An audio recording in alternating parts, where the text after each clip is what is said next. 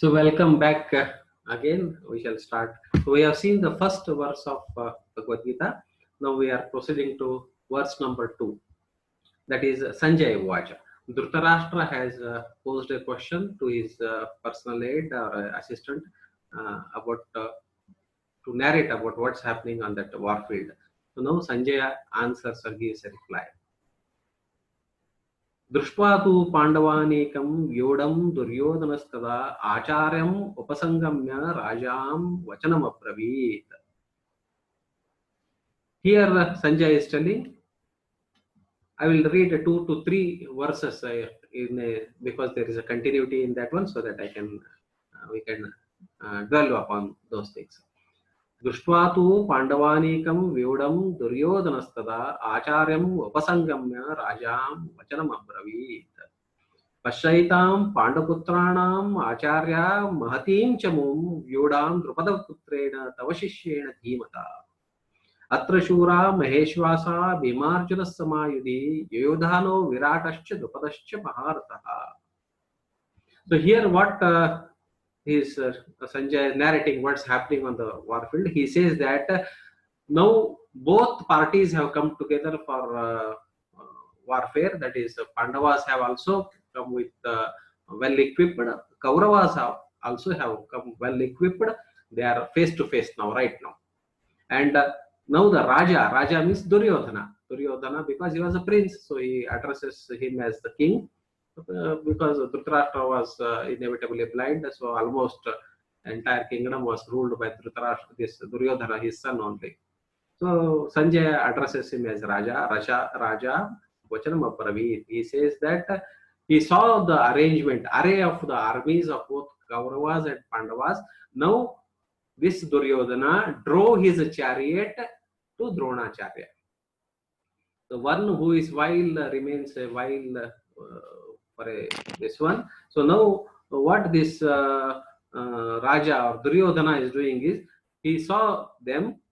Rutvatu Pandavanikam Vyudam means array of the armies. He saw them, and Acharya, here Acharya refers to Dronacharya. That is, he went near Dronacharya. He drove his chariot to the Dronacharya, and then he tells. Dronacharya was seeing everything. Head of the army was Bhishmacharya. Dronacharya was seeing everything, he was part of it. But this fellow, that is Duryodhana, drove to that Dronacharya, and in a sarcastic way he tells.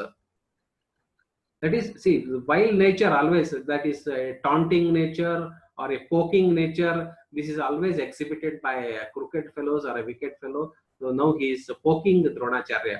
What he pokes now, you can see, that is, he is instigating that Dronacharya, because everybody was loving these Pandavas because they were virtuous, not because they were something close to them, because near and dear, because they were virtuous. Because they were virtuous, Bhishmacharya was loving them. Even this one, Dronacharya was loving them very much. But Duryodhana was also a disciple, but because of his wild nature, they were not loving, but they were with him. That is, they were very much with him because they were bound the food that was given, they were bound by that one to that Duryodhana. Hence, they were favoring that Duryodhana, even though he didn't deserve this one. So now this Duryodhana drives his chariot to the Dronacharya and tells that Pashaitam Pandaputrana. See, we tell, isn't it, so many times. Suppose somebody comes and says that I want to grab your land, or somebody says something, let us say.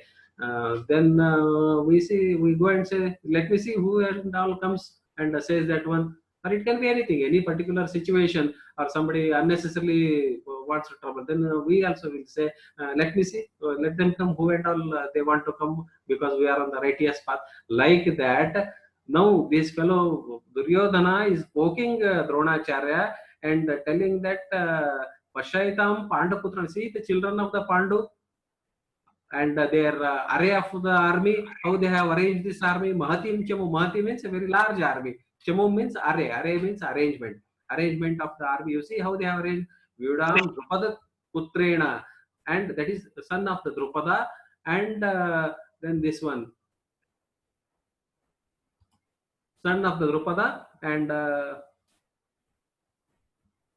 Drupada Tava Shishyena. Tava Shishyena means your disciple. Your disciples. Many times we see in for day-to-day affair also we see. Suppose if a son attains something glorious, then this father will say, "See, is my son who has attained it." Suppose if that fellow fails somewhere, then he will maybe he will poke to his wife. See, your son has failed in the examination. Actually, he is son of both only, father and mother. But suppose he attains, he wants to take credit that, see, I have done this much. If the boy fails, then he will say that your son has done this, your daughter has this much. In day-to-day life also, that is a sort of a sarcastic wording. So here also Duryodhana is using the same logic and poking that the Dronacharya, see, your disciple, see how much intelligent he has become. He is waging a war against you. This was the inner meaning of that Duryodhana. He wants to say that, see, your disciple is waging a war against you only. You are his guru. So that is what he wants to instigate or pinpoint. So that is how he says that one. Pashaitam Pandaputranam Acharya Mahatim Chamum Yodam Drupada Putrena Tava Shishyena Dhimata. Then Atrashura Maheshwara. Now he is introducing all these people who are there in the army. He is introducing them to Dronacharya itself. But he says Atrashura Maheshwasa Bhimarjuna Samayudhi. Yuyudhano, Viratascha, Drupadascha, Maharatha. No, most of these are names of various kings who had gathered for the warfare. Now, first he is introducing the army men of enemies, that is Pandu's son, Pandu's children. Then he introduces his army who are there to take a fight. Actually, the fight was between Kauravas and Pandavas in the ratio of 11:7. That is, they were 11 actually in number. These Pandavas were 7 actually in number. Very small compared to them only. They were more actually, 4 actually more. Each actually stands for about 2,20,000 soldiers. So they had almost 8 lakh more soldiers compared to Pandavas. They had a very large army and arrangement, and now he is introducing the enemies. How he introduces? Atra Shura. Atra means there. There in the Pandavas army, Shuras means valiant people are there. Maheshwasa. Maheshwasa means who have valiant bows and arrows. Maheshwasa. Shwasa means the bow and arrow, very majestic bows and arrows. And who are there? Bhima Arjuna. Bhima and Arjuna. See, he is pointing out 2 main heroes of that Pandava army. One is Bhima and other is Arjuna, because they were all scared of these 2 people only, Bhima and Arjuna. And Bhagavad Gita was brought down by Arjuna, as we all know. As Bhima didn't need it. Bhima was an enlightened soul. Many places they present him as only the one who was after food and who had dull-wittedness. It's absolutely wrong. He was the most enlightened person, most intelligent person, most valiant person of the entire army. Bhima alone would have taken over the entire army. So that was the power of the Bhima. But some places they represent like that. Anyway, Bhima and Arjuna, they were 2 valiant heroes. Since Bhima was enlightened, he was not in need of Bhagavad Gita. He was enlightened. He knew perfectly well what to do and what not to do. Then coming to Dhritarashtra, he was an enlightened person. So his name itself was Dharmaraja. Means he knew what is dharma, what is virtuousness. So he was not in need of any extra knowledge of the Bhagavad Gita. It doesn't mean that he was very much aware of what is right and what is wrong. So now came the question of Arjuna. Arjuna was almost a human natured person. So he started getting doubt. What is good, what is bad, what is dharma, what is adharma. So that is why God revealed the Bhagavad Gita to Arjuna and not to Bhima and who were elders actually. Bhima was an elder brother, but he didn't, because there was no necessity of that extra this one. So they were very much enlightened. They were very much blessed by Lord Krishna. They were very much in the close hearts of the Lord Krishna, and so they were not in. But this person was again with a wavering mind. Sometimes he called Krishna as his friend. Sometimes he called his as his guru, and sometimes he very jokingly dealt with Krishna. In future chapters we will come across those things. And he apologized for all those things what he has jokingly spoke about this Krishna. so that we can come in future chapters. So here, Atra Shura Maheshwasa, he's telling, see, Bhima and Arjuna, they are the two valiant heroes. So Arjuna needed this Bhagavad Gita, and why he needed, again we'll come across in this chapter only when we see the future verses. Yuyudhano, then other kings, who are all other kings who had gathered on the side of Pandavas. Yuyudhana was another valiant king, and then Yuyudhano, Virata was another valiant king. Virata means these people had gone in exile, isn't it? In Virata's kingdom, I'm saying Virata here. Virata, Drupada means Draupadi's father. Drupada, they are all, how they are? They are Maharathas. Maharatha is a adjective. It's an adjective. If a warrior can take on 10,000 soldiers at a time, he is called as Maharatha. Maharatha. Why we call somebody as Maharatha means in slant also we use many a times. Hey, Maharatha is like a Maharatha. Maharatha means actually one who can fight with 10,000 soldiers single-handedly. That is Maharatha. So how these people are? They are all Maharathas. Then another king was Drushtaketu was another king. Then Chekitana. Then Kashi Raj, king of Kashi. He was also another valiant king. And they were Viryavan. Somewhere they have been addressed as lions, somewhere they have been addressed as valiant, somewhere they have been addressed as Viryavan. Viryavans, Pratapavan. Pratapavan means who are valiant, who can fight back. Then Purujit, Kunti Bhoja, that is Purujit is another king. Then Kunti Bhoja is another king. Purujit and Kunti Bhoja, they are relatives of Kunti. One is brother of Kunti and other is also father of Kunti.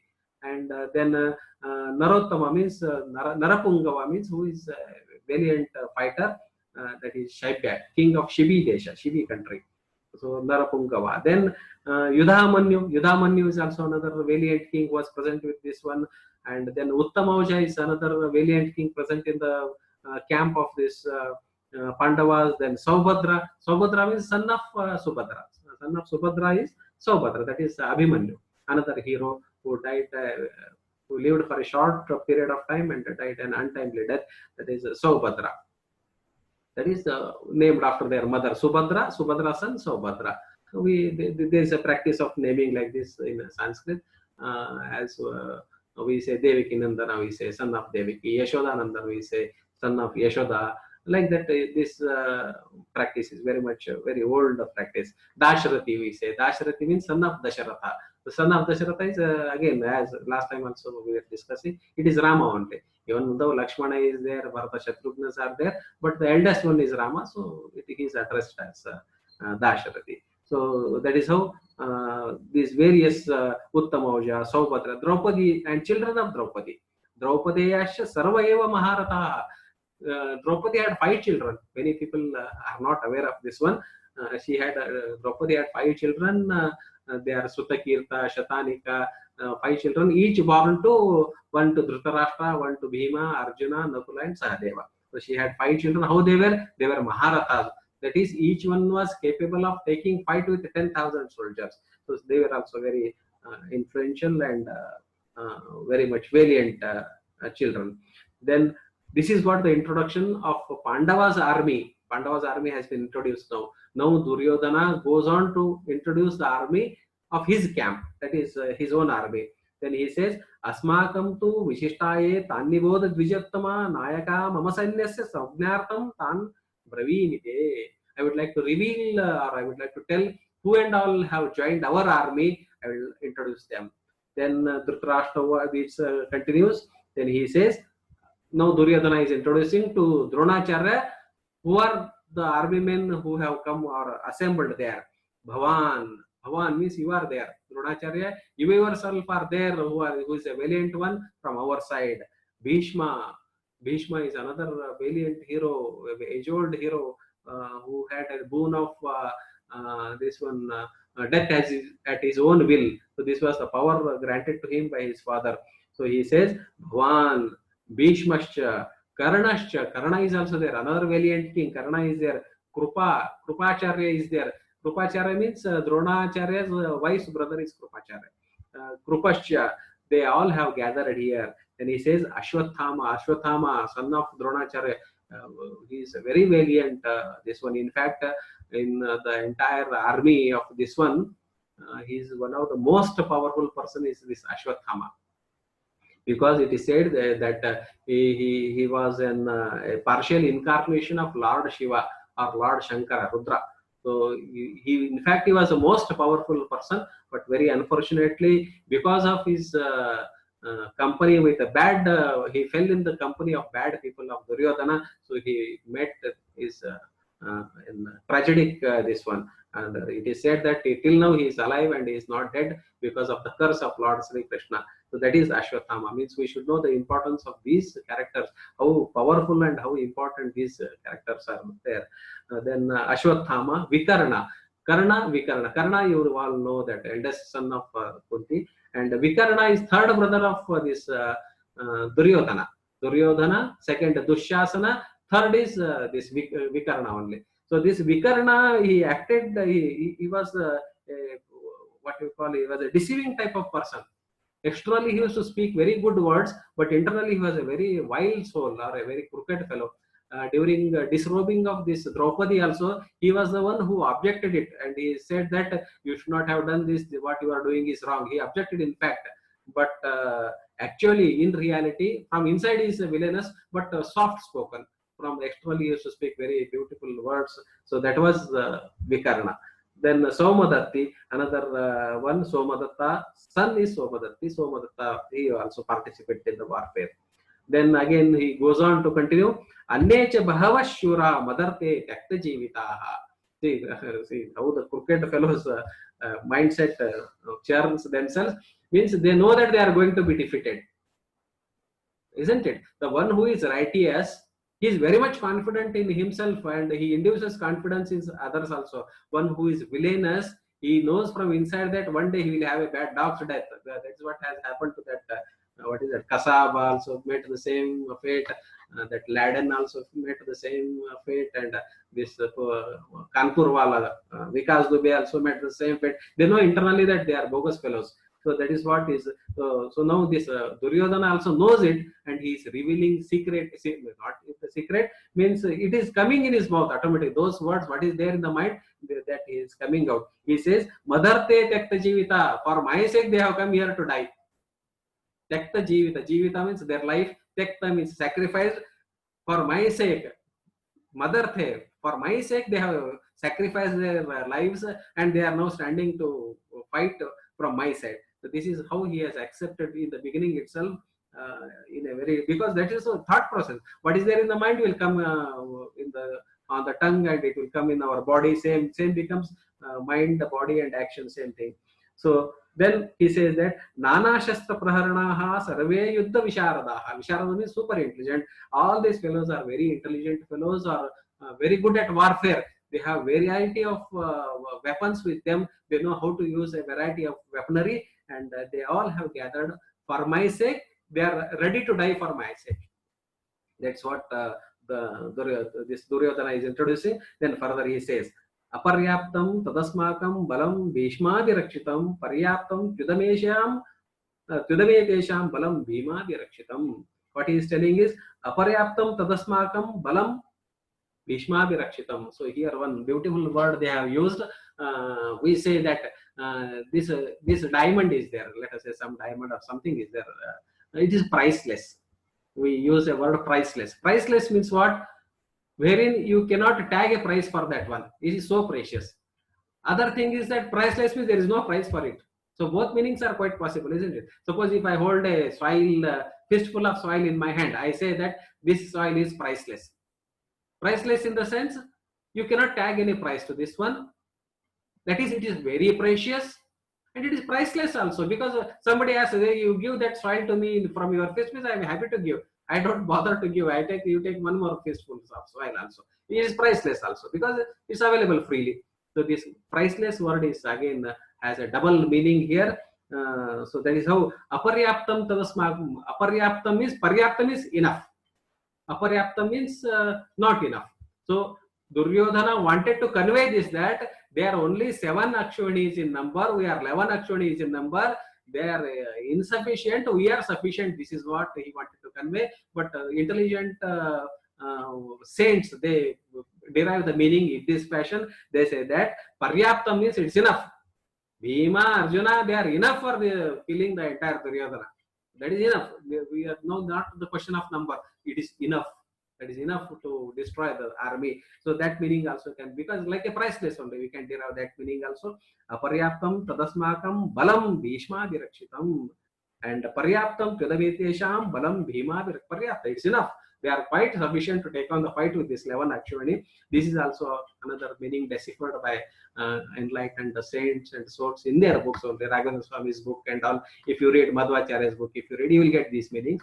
Otherwise, common man, if he reads and wants to, without the help of a guru, he wants to write, he will say that Duryodhana was telling that we have a large army and Pandavas have a small army, Simita army or limited army, Paryapta, very small army. That meaning also is there, but more beautiful or more enjoyable meaning is this second meaning. Then further he goes on to tell, Ayaneshu cha sarveshu yata bhagamavastitaha bhishmameva virakshantu bhavantas sarva evahi. Then he says, Ayaneshu means in this array of the army, the most important soul is Bhishmacharya, because he is head. He is the head of the army. So he is the chief of the army. So he is main person of the army. We are duty bound to first protect him, so that from all angles. First, suppose if somebody kills Bhishmacharya itself, then this fellow knows that he will not stand even for a few days also. Dronacharya and Bhishma, on the strength of only these two, Duryodhana was confident that he will win, because he knew that Dronacharya was unconquerable on one hand, Ashwatthama was another unconquerable person, and same thing with Bhishmacharya. You cannot conquer these fellows. So he knew very much this much. So then that's how he wanted to make use of that one. So after listening this one, Dronacharya and Bhishmacharya were standing side by side. It is Bhishmacharya who made the entire array of the armies. Now Arjuna, Duryodhana from inside knew very well that these fellows have soft corner towards Pandavas. So he wants to instigate them so that some sort of, they will develop a hatred or enmity towards Pandavas, and they fight in their real fashion, not fight for the sake of fight. They will really fight ferociously. That is what Duryodhana wanted. Then he says that Tasa Sanjanayan Harsham Kuruvruddha Pitamaha Simvanadam Vinaddochai Shankam Daddo Pratapavan. That is, Bhishmacharya heard all these dialogues between Dronacharya, because Duryodhana did not, he had not gone to Bhishmacharya. He would have approached Bhishmacharya because he was head of that place. He would have approached and revealed that, see, this is my army, this is their army, you have to fight. But this fellow had no courage to face the Bhishmacharya itself. So he had little courtesy towards Dronacharya, because he knew that Dronacharya was bound by his food, or he was he was bound for that, sentimentally bound. Hence he approached Dronacharya, not the chief of the army. And then the Bhishmacharya heard all this one. So after hearing this one, he also felt a little pain, and then he felt that how this person is a wild fellow. So to tell that fellow, instead of telling in the words, what Bhishmacharya did is he blew his conch. That was a majestic conch he had. Tasya Sanjanayan Harsham Kuruvruddha Pitamaha. Then this old lion, what he did is Simvanadam. Simvanadam means he blew his conch to the fullest power. Vinaddochya Shankam Dadmo Pratapavan. Dadmo means blew the conch. Shankam. And in those days, that was the order of this one, to blow the conchs to begin the war. Dadmo Pratapavan. Pratapavan, he was a valiant person. He blew that conch. The moment Bhishmacharya blew the conch, rest all they started blowing their conchs. Then the drums and then the kettles and all they started blowing to their highest peak. So that is what Duryodhana is now revealing. Tata Shankascha Bhairyascha Panavanaka Gomukhaha. Then he says, Sasaivabe Hanyanta Sa Shabda Subulo Bhavata. That is, he says that everybody started blowing their conchs, and it not be conchs, whatever they had, they started blowing. One had a conch, he was blowing. Somebody had a drum beaters, were beating the drums, and somebody had a kettle, then that somebody was beating that one, and then Panavanaka Gomukha. Gomukha, in the sense, it is made up of horns. If you blow, it will create a big sound, a loud sound. So that is, somebody was blowing that one.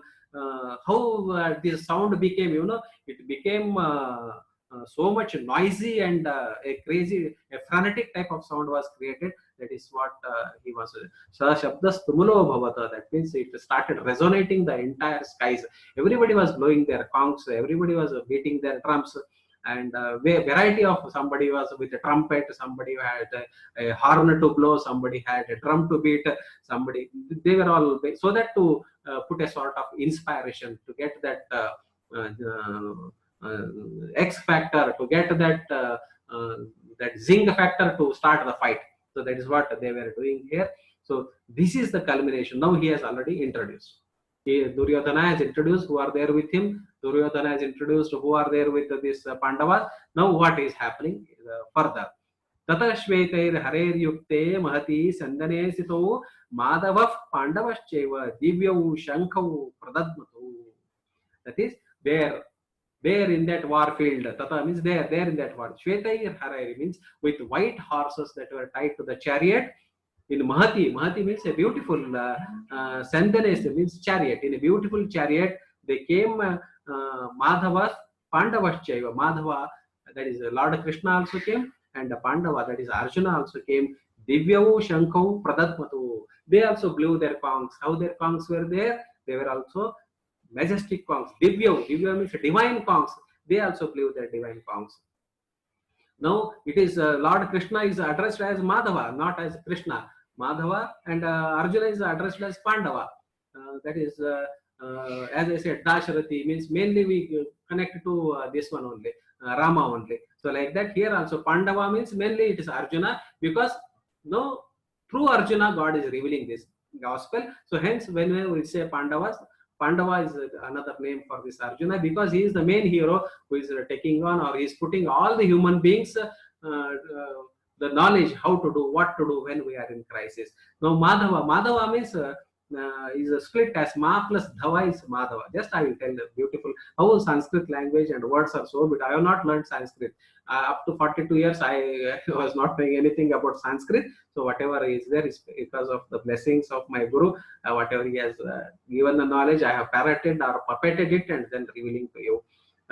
It's not my original this one. It's only his grace that's working through me. So Madhava, Ma means beautiful meanings are. One is Ma means the mother. Mother means Lakshmi. The another name of Lakshmi is Ma. Dhava means husband or the Swami, the husband. Madhava means the one who holds goddess Lakshmi. That is, it is Lord Krishna only or Lord Narayana only. So that is how this Ma plus Dhava, Madhava is said. And another meaning of Ma is not. Negative. In English, no, ma or no or not. Dhava means, as I said, husband or lord. That is Ma Dhava. That is the one who has no lord over him. Ma, not. Dhava means lord. There is no lord over him. That is Lord Sri Krishna is the supreme lord. He has no lords over him. There are other lords like Ganesha is there. Ganesha's father is Lord Shiva, who is a bigger god automatically because his father. Indra is there. There are so many lords above that Indra, like our Chaturmukha Brahma is there, who is superior to Indra. So he is more powerful lord. Like that, that is Indra also has some other god over him, or Ganesha has some other god over him. So many other gods, they have gods, so many saints have so many gods over them. So like that, there is no god above this god. So that is why it is Madhava. Then another beautiful meaning of Madhava is Ma means all Vedas or virtues or this spiritualism. Ma means Vedas. Dhava means the one who holds. That is the one who holds all these Vedas, or one who is proposed by all these Vedas, or one who holds them. That is Madhava. So that is how this beautiful name Madhava is been given to Lord Sri Krishna. That is when this demon, great demon, Hiranyaksha and Hiranyakashyapa, you know, Prahlad's father, and other was Hiranyaksha, his elder brother. So this fellow hijacked the entire earth and the Vedas and drowned in the ocean. He sat inside the ocean, and that is almost entire earth was under water. So like now what's happening in Bihar, Assam, almost 30-40% of India is underwater. Like that, Hiranyaksha purposefully did that one. He took all the knowledge, Vedas, books, everything, and then drowned inside. Then Lord Sri Hari, in the form of a wild boar, wild boar, that is Varaha Rupa. He, on his fangs, he lifted the entire earth and killed that Hiranyaksha. So that is why he is also called as Madhava. So Madhava is a very wonderful word for Lord Sri Krishna. Madhava, that is Pandava, we know because he was the main person who was responsible for bringing this one. Madhava Pandavaschaiva Divyam Divya Ushanko Pradatmatuhu. Then what next? What they did? Panchajanyam Rushikesho Devadattam Dhananjayaha Poundram Dadmo Mahashankam Bhimakarma Vrupodaraha. Panchajanyam Rushikesho. Rushikesha. Here, say another word they have used here. Rushikesha. Panchajanya is also name of a conch. Is also a name of a conch. The conch that opens from right side is Panchajanya. From right side, if you can hold in your right hand and blow it, it is Panchajanya. Most of the 80% of the conchs you can hold in left hand and blow it. There most of the commonly available, as in human beings, most of 40%, 50% fellows have B plus blood group only. A and other things are very rare, isn't it? A negative, A positive, rare groups. Most of them have this B plus only. So like that, here also, this most of the conchs that we get from ocean, they are left-handed. We have to hold in left hand and then blow it. But this Panchajanya was such a majestic conch. You have to hold in right hand and then blow it. So that is Panchajanya. And Panchajanya is such a powerful, if somebody blows Panchajanya, war or some fight will occur in that place. So that is such a powerful conch there. So Panchajanyam Rushikesho Devadattam Dhananjayaha. Dhananjaya, here say another name they use for Arjuna. They call him as Dhananjaya. Devadattam, Dhananjaya. Arjuna had another conch. It was named Devadattam. So another name given to that conch. So Arjuna blew that one. Why he was called Dhananjaya? Because wherever he went to take on the fight with other kings and so many places, he was the sole winner. He used to win all the wars and gather a lot of money, or they used to surrender and give the money, and then that is how he attained this, or he gained this name Dhananjaya. Dhananjaya. He used to earn a lot of money. So Dhananjaya is another name they used. Then Poundram Dadmo Mahashankham. Bhimakarma, that is, there was another conch by name Poundra. So that was blown by Bhimakarma. Bhimakarma means Bhima is name of a Bhima. Bhima is also name of a what you call adjective. It is an adjective. Bhimakarma means majestic work. We say he is doing like Bhima, or we say Himalayan task. Himalaya is name of a mountain. Himalayan task also we use. That means the task is very complicated. So it's a very huge obstacle. Or we say it is a Herculean task. Hercules was the name of a person, Hercules, who lifted the entire earth on his shoulders. We used to get this in the school days. We have studied it. So that Hercules. So now the task becomes a Herculean task because it's a difficult to attain task. So that is a Herculean task, Himalayan task. So like that, Bhima Karma, that means the one which can be executed by only by Bhima. That is Bhima Karma. Prupodara. Prupodara means he used to eat lot of food. That is big hunger he had. He had hunger for everything. He had hunger for the enemies. He had hunger for Lord Sri Krishna, attainment of divinity. As I said, he was an enlightened soul, and the entire this Vaishnavite philosophy surrounds these two characters only. One is Lord Krishna, other is this Lord Hanuman or Bhima. Most of the things you can see. And Shaivite philosophy, if you go, they surround mainly on Lord Shiva. So here it surrounds mainly around these two characters. One is Lord Sri Krishna and this one. But there is no enmity, or there is no sort of any fight or rift between these two gods. They are all gods. They are all supreme. They are all in love with each other. So only it's human beings, they have created a lot of barriers among these gods. Anyway, that is other aspect. Let us not go into that one. Then further, Ananta Vijayam Raja Kunti Putro Yudhishthira. Yudhishthira Dharmaraja also had a conch that was named Ananta Vijaya. So he also blew that conch. Then Nakula Sahadevasya Sughosha Mani Pushpako. Nakula blew this Sughosha. Sughosha. Ghosha means we all know it is a sound. Sound is another name of Ghosha. Divya Ghosha, Mantra Ghosha. So Ghosha is a sound. Sughosha. Su means Sundara. Sundara means beautiful. The conch used to generate beautiful voice, beautiful sound from that one when it was blown. So that is why it was called Sughosha. It's Sundara Ghosha, beautifully melodious, very melodious conch. He also blew that one. Then Sahadeva, he blew Mani Pushpaka. There was another conch by name Mani Pushpaka. Mani Pushpaka, probably it also derived the name of Mani Pushpaka because the conch, beautiful conch, had lot of precious stones that were dangling upon him. As we know, isn't it? Many conchs you can ornamentally, somebody folds that conch in a gold this one sheet, somebody puts them in silver sheet. So like that, this Sahadeva's conch had a lot of pearls and precious stones and diamonds that were dangling. So it was also a very precious conch. So he also blew that one. Then Kashasya Parameshwashaha Shikandicha Maharataha. Then the king of Kashi, he also blew his conch. Then Shikandi is Draupadi's brother. We all have heard Shikandi in other aspects of the life, but Shikandi was a Maharatha. That is, he was alone, singly, he was capable of taking on 5 to 10,000 soldiers. He was a valiant person, but he was a eunuch. That is another part of it. But he himself was a valiant. He was capable of taking on fight. Then Drushtadhyumno Viratascha Satyaki Chaprajitaha. Then Satyaki never lost any war. Like in a movie also we see, isn't it? So many movies, Baji Rai movie, that he never lost any of the wars. Like that, Satyaki was another hero, devotee of Lord Krishna and Arjuna. He was devotee of Arjuna also, or assistant of Arjuna also, and he also blew his conch and were fighting from this side.